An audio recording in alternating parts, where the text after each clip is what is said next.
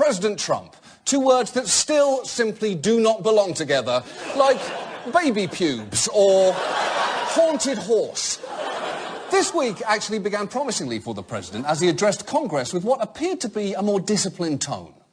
The time for small thinking is over. The time for trivial fights is behind us.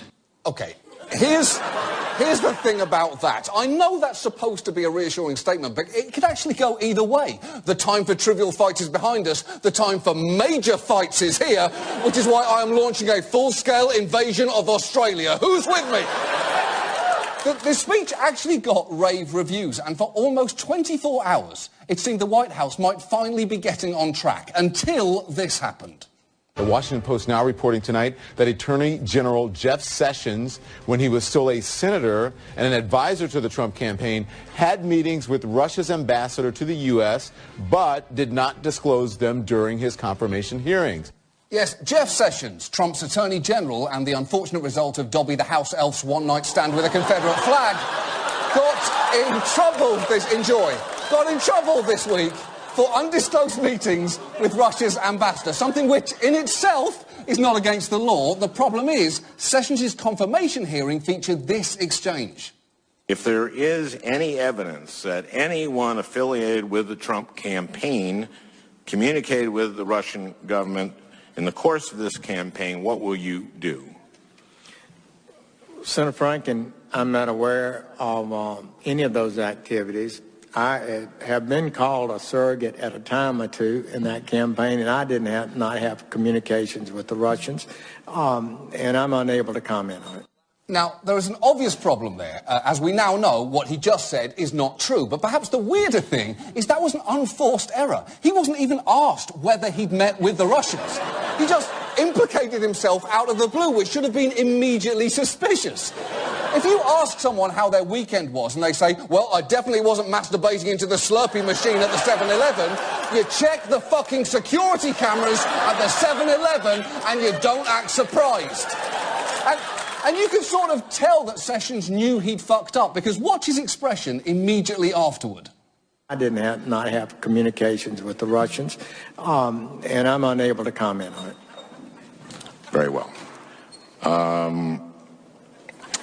Without divulging sensitive... He looked right at the camera. He looks like he's about to loosen his collar and audibly say the word gulp. Now, Sessions eventually recused himself from investigating anything to do with Russia and the Trump campaign, but that might not be enough. There are now multiple calls for his resignation, the most forceful of which was a damning tweet that read, "That's not good enough, you need to resign," posted by the band Smash Mouth. And you know what they say? As goes Smash Mouth, so goes about 8,000 people tops.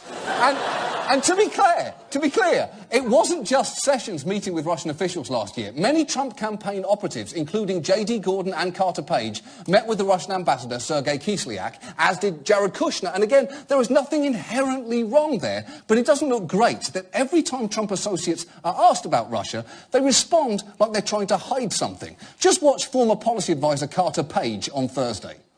Did you meet Sergei Kislyak in Cleveland? Did you talk to him? I'm not going to deny that I talked with him. Although so you did talk to him? I will say that I never met him anywhere outside of Cleveland. Let's just say that much. The only time that you met him was in Cleveland? That I may have met him, possibly, it might have been in Cleveland. I mean, when you think about it, Cleveland is more a state of mind than a physical place, right? Well, for example, sometimes when I need to delay an orgasm, I go to Cleveland in my mind, and sometimes I meet Sergei Kislyak there. Does that count? Does that count? Am I still talking? And that is part of a pattern of suspicious responses you can trace back to last summer when Paul Manafort, Trump's then campaign manager, did this. So to be clear, Mr. Trump has no financial relationships with any Russian oligarchs. That's what he said. That's what I said. That's obviously what our position is. Holy shit! That was so unconvincing, it probably set off an unplugged polygraph machine just sitting in a closet somewhere. Oh, I don't know what happened, Sarge. I went in to get some paper clips and the needle was just going crazy.